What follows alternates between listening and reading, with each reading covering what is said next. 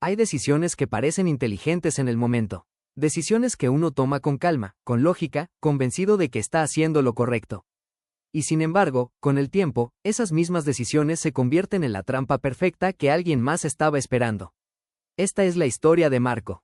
Y es la historia de un secreto que guardó demasiado tiempo. Marco llevaba 3 años trabajando en una empresa mediana de logística. No era el tipo que buscaba protagonismo ni el que levantaba la mano en cada reunión. Pero era constante, era de los que llegan antes, se quedan hasta terminar, y nunca entregan algo a medias. En un equipo de 12 personas, ese tipo de empleado pasa desapercibido.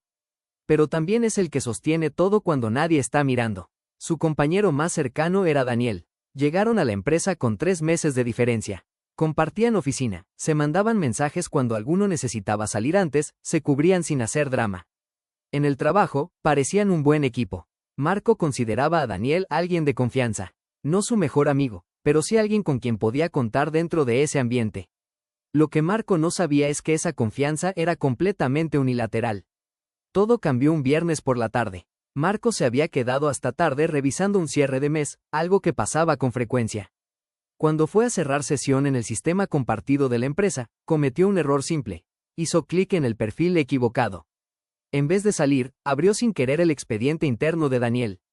Normalmente hubiera cerrado eso de inmediato. Pero algo lo detuvo. En la sección de formación académica decía, licenciatura en Administración de Empresas, con universidad, año de ingreso y fecha de grado.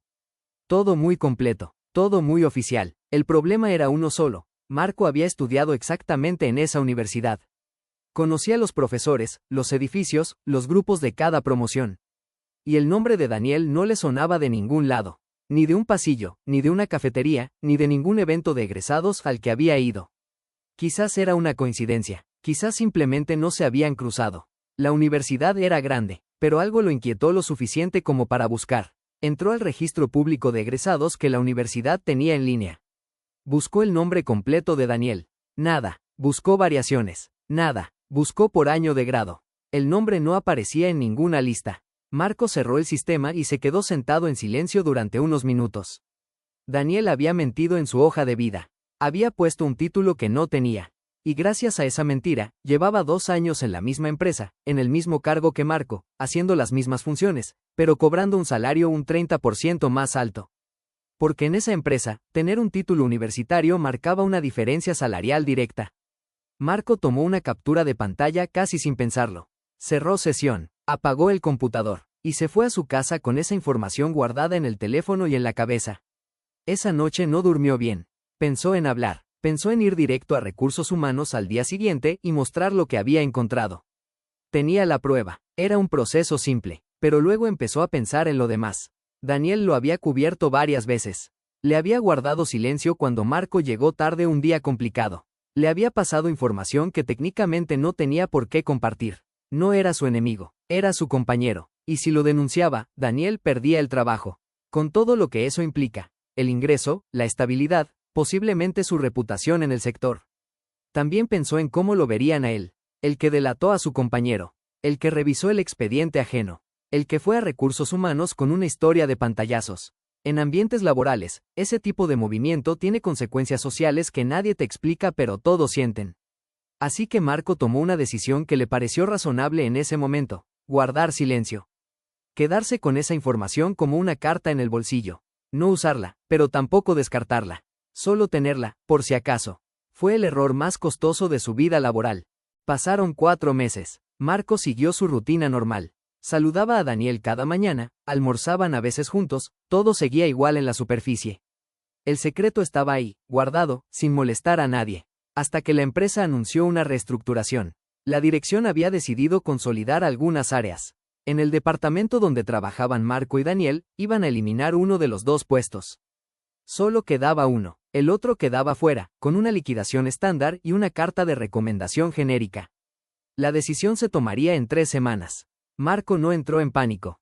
Tenía 3 años de buen desempeño, registros impecables, y buena relación con su jefe directo. Pensó que tenía posibilidades reales. Lo que no calculó es que Daniel no iba a esperar a que los números hablaran por sí solos.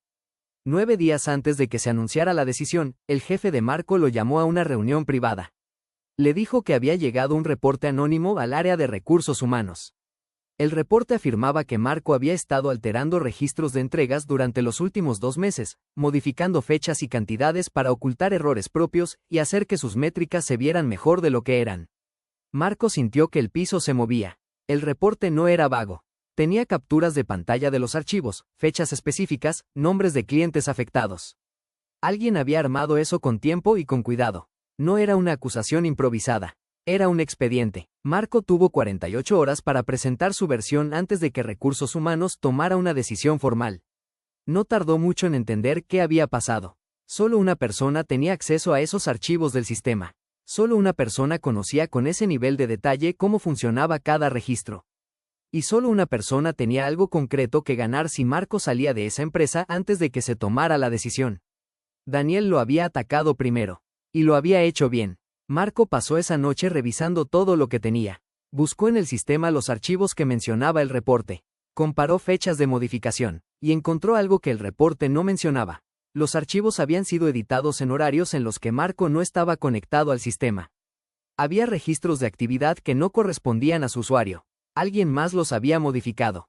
Y el sistema lo registraba todo, si sabías dónde mirar. Entonces recordó la carta que tenía guardada en el bolsillo desde hacía 4 meses.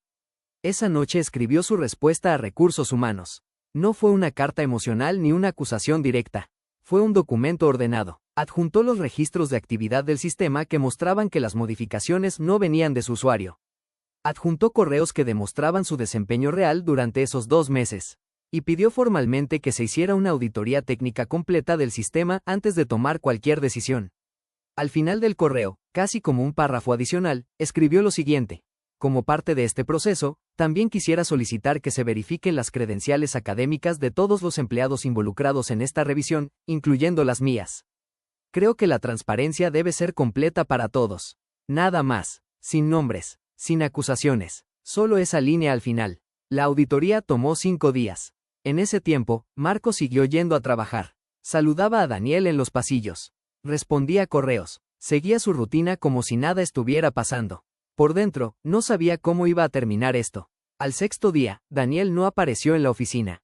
Recursos Humanos citó a Marco esa tarde. Le informaron que la auditoría había encontrado 2 cosas.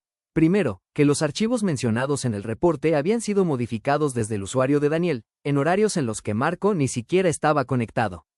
Segundo, que al verificar las credenciales académicas de los empleados del área, el título universitario de Daniel no pudo ser confirmado por ninguna institución educativa.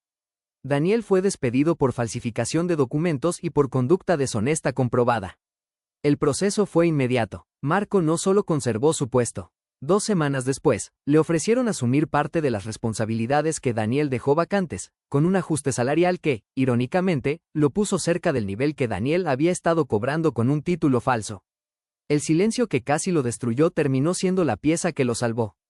Pero no porque guardar silencio fuera la decisión correcta desde el principio, sino porque tuvo la frialdad de usarlo en el momento preciso, sin dejarse llevar por el pánico ni por las ganas de atacar.